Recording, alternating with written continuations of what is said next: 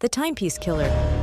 In the dead of night, the alleyway was silent, save for the faint hum of a flickering street lamp. Shadows danced on the brick walls as a pair of gloved hands placed a gleaming antique clock on the wet pavement. The clock was ornate. Golden filigree encased its delicate face, the hands frozen at 12:15 a.m. Just beyond it, a pale, lifeless hand stretched into the frame. The scene was haunting, but the killer was meticulous. As the ticking of the clock faded, the gloved figure disappeared into the darkness. By morning, the alley was a circus of flashing lights and whispered urgency. Police tape cordoned off the area while investigators examined the eerie setup. The clock was the centerpiece, and its precision was no accident. This wasn't the first time they had seen such a calling card. Detective Lane sat in his cluttered office, staring at the corkboard that had consumed his thoughts for months. It was a chaotic tapestry of photos, maps, and notes, all connected by red strings that crisscrossed like veins. In every photo, a clock stood beside the victim, its hands forever fixed on the time of death. Lane sipped his black coffee, his sharp eyes tracing the lines of evidence. His wristwatch read 7:45 a.m., but his mind was stuck at 12:15, replaying the scene from the alley. Each victim, each clock, each message. The killer's precision was maddening. Lane's reverie was interrupted by a knock at the door. A courier handed him a small package wrapped in brown paper. It was heavier than expected.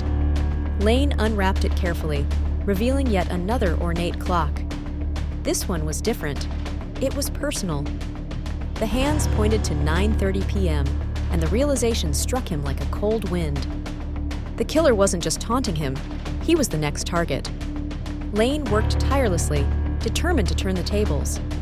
At the center of the clock's back panel, he found an engraving, Harlan's Clock Emporium. His pulse quickened. By afternoon, he stood in the dim interior of the Emporium, surrounded by towering shelves of antique timepieces. The air smelled of wood polish and dust. Lane combed through a brittle ledger, his fingers stopping on a name, E. Blackstone. Blackstone, a master clockmaker, had once been a celebrated craftsman, but the records hinted at a dark turn, his dismissal from the trade following accusations of obsession and cruelty. Lane flipped through photos and maps, aligning the evidence. Every crime scene formed a path, leading to one unmistakable conclusion. Blackstone was orchestrating this macabre game, and Lane was the final piece. That evening, Lane approached an abandoned warehouse on the edge of town. The fading sunlight cast eerie shadows over the rusted doors.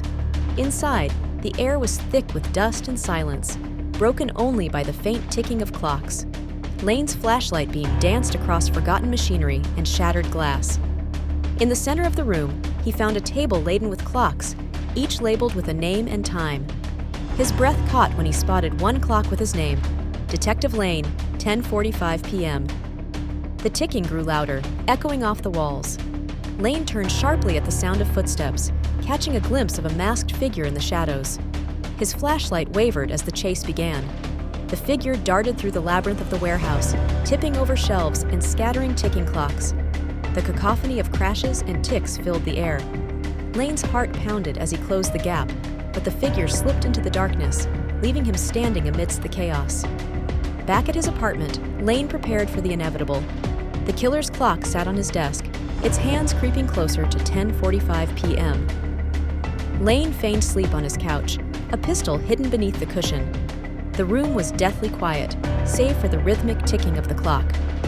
As the clock struck 10:45, a shadow moved. A gloved hand reached for the clock, but Lane sprang into action, pinning the intruder to the ground. After a tense struggle, the mask fell away, revealing the face of E. Blackstone, hollow-eyed, disheveled, and consumed by his obsession. The next morning, Lane stood in his office, his corkboard finally complete. Blackstone's mugshot now sat at the center, connected to the web of evidence that had plagued Lane for months. The killer's clock, now evidence, sat in a box on his desk, its ornate face ticking softly. Lane turned away, his mind exhausted but relieved. The nightmare was over, or so he thought.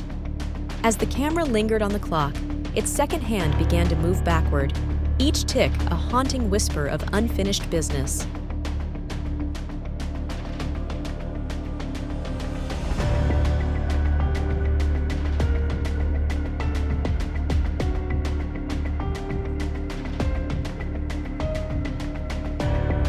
Please do not forget to like, comment, share, and subscribe. Thank you for watching.